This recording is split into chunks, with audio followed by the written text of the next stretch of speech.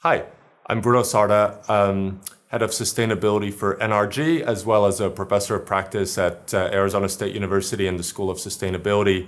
And I'm actually here in Phoenix this week, just got done attending the Green Biz Conference. It's an annual convening of sustainability experts really talking about anything from new ways of governance, circular economy, renewable energy, and all new types of things that are disrupting business as usual, and how organizations are really trying to turn all of these changes and challenges into opportunity. And that's really what's at the core of a new course, a certificate in sustainability strategy that we're offering at ASU in late March, really trying to turn sustainability into an opportunity framework. Hope you join us.